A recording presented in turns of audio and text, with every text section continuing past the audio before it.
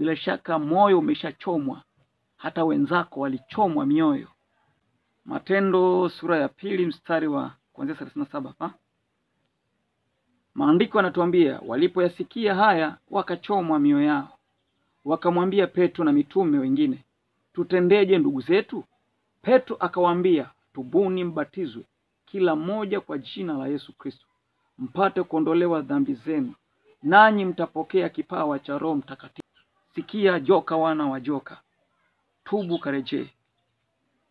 Kusema kwamba kile alichokisema Maboya ni sahihi katika taifa, ni sahihi katika wanadamu, hata asiyesali kabisa.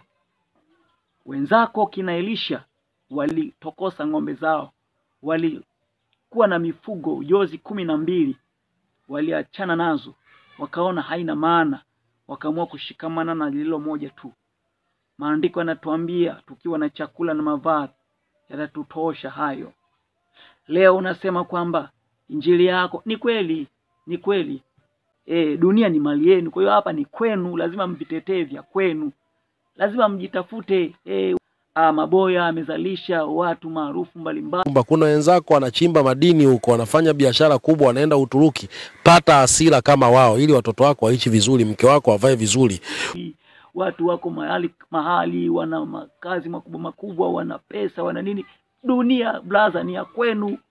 Ndio maana nabii kama maporaji yote nyinyi, hakuna nabii hata mmoja. Sababu kazi ya nabii kabisa ni kukemea uovu kwa watu, kuambia njia hii watu wa Mungu si sawa, geuka. Halafu hakuna mtu aliyeambiwa ni special kwa kuonywa duniani.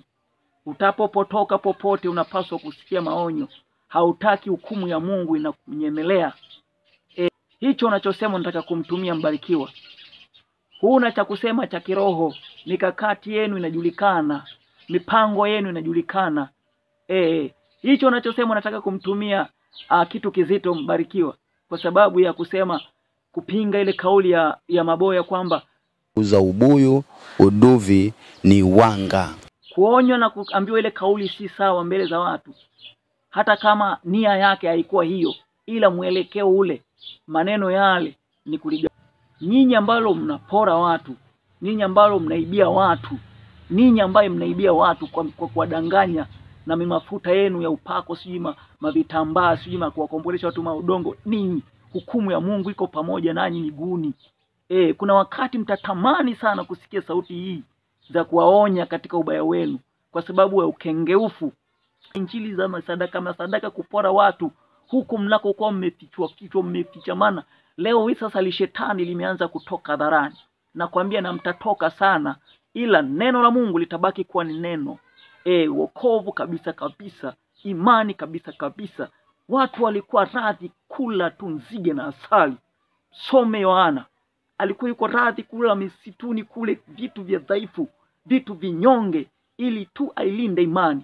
Leo hii ninyi mnaosema kwa habari ya kuwa na fedha, kuwa na mali,